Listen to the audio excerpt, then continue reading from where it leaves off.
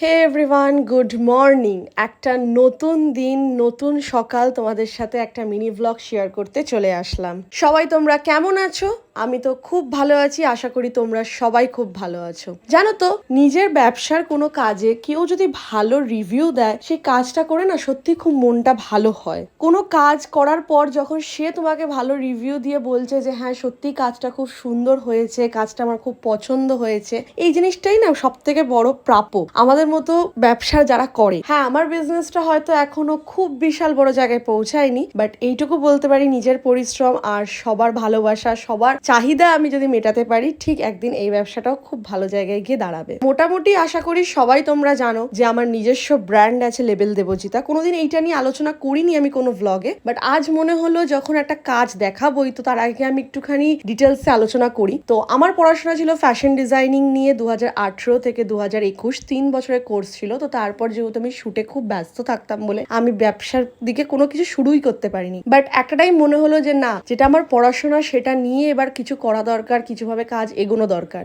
এই দেখো, বলতে বলতেই আমি একটা টি শার্ট ভাঁজ করছি, যেটা আমার হালুম এসছিল, আমার এত বড় টি শার্ট পরে বসেছিল। এইটা আমি রিসেন্টলি বলবো না, 1 বছর আগে ডিজাইন করেছিলাম। এই লেখাটা এত ওর পছন্দ হয়েছে যার জন্য ওটা পরে নিয়ে আমি অ্যাকচুয়ালি এই টি শার্টটা বানিয়েছিলাম হচ্ছে রাখি স্পেশাল ভাইদের জন্য। আমি এমনিও যে কোনো ডিজাইন যেটাই রেডি করি কিনা, আমার কাছে একটা পিস থাকেই যেটা আমি সেল করি না, যেটা আমার লঞ্চ প্রোডাক্ট থাকে। তারপর মানুষ যখন কোনো অর্ডার দেয় আমি সেটাকে নতুন করে করে তার জন্য রেডি করে সেল করি সেটা। আর সব থেকে ভালো লাগে কোন জায়গাটা বলো তো, যখন কোনো কাস্টমার আমার কাছ থেকে রিপিট কোনো কাজের জন্য আবার বলে, বা রিপিট কোনো আবার কোনো কিছু নেওয়ার জন্য বলে, খুব ভালো লাগে। বা যখন সে নিজে কোনো কিছু কাস্টমাইজ করাতে চায়। আজকে যে শাড়িটা তোমাদের সাথে শেয়ার করব, সেই শাড়িটা আমাকে দিয়েছে হচ্ছে আমার একজন পুরনো কাস্টমার। সে আমার কাছে একটা হ্যান্ড এমব্রয়ডারি শাড়ি নিয়েছিল, যে হ্যান্ড এমব্রয়ডারি শাড়িটা আমার হিউজ সেল হয়, মোটামুটি সবাই জানো। ওই শাড়িটাই সে নিয়েছিল। তারপর ওর এখন রিসেন্ট এনগেজমেন্ট, তাই জন্য ও আমার কাছে একটা গাউন রেডি করা, সেই গাউনটাও কাস্টমাইজ করেছে। সেই গাউনটার কোনো ভিডিও আমি দেখাতে পারবো না, আমি ওকে বলেছি পরে আমাকে ছবি দিও, আমি সেটাই আপলোড করবো। আমি তখন বলে দেবো যে কাস্টমাইজেশনটা কি ছিল ওর মধ্যে। আর সেটা দেখতে হলে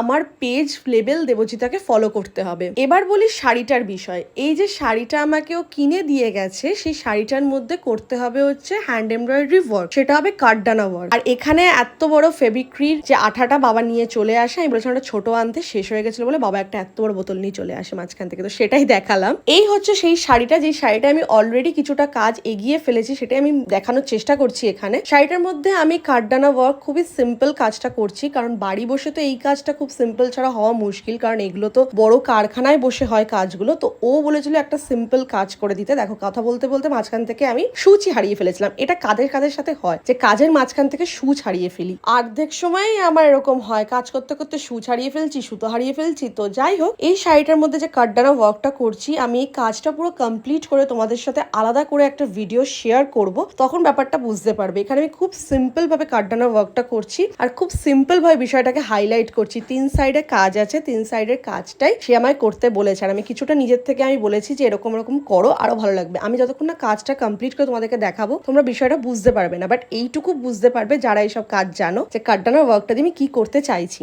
অ্যাকচুয়ালি আমি আগেও একটা ব্লাউজ আর পাঞ্জাবিতে কাঠদানা ওয়ার্ক করেছিলাম বাড়ি বসে, তো সেটা দেখে আমাকে বলেছে যে না, তুমি আমাকে সিম্পল ভাবে হলেও করে দাও, বাট তুমিই করবে, তোমার কাজ আমার ভালো লাগে বলে। এই যে এই কথাটাই বললাম শুরুতে, যে এইটুকুই পাওয়া, এইটুকুই প্রাপ্য, এইটুকুই চাওয়া থাকে, যে একটা মানুষকে কাজ করে দেওয়ার পর সে যেন স্যাটিসফাই হয়, সেই হাসি মুখটা যেন আমরা দেখতে পারি। আমার আজকের মিনি ব্লগটা একদমই অন্যরকম ছিল, তোমাদের সাথে শেয়ার করলাম। তোমরা আমাকে জানিও তোমাদের কেমন লাগলো। আসলে এতবার ব্লগ শেয়ার করেছি, কোনোদিন নিজের কাজ নিয়ে কোনো ব্লগ শেয়ার করিনি। অনেক সময় বলেছি যে অনেক সময় কাজ থাকে, সেই সব ভিডিও করা হয় না, বাট একটা টাইম বলেছিলাম যখন ব্লগ বানাবো, কোনো একদিন যখন কাজ থাকবে তখন সেই ব্লগে ইনভলভ করব। দেখা হবে আবার অন্য কোনো মিনি ব্লগে।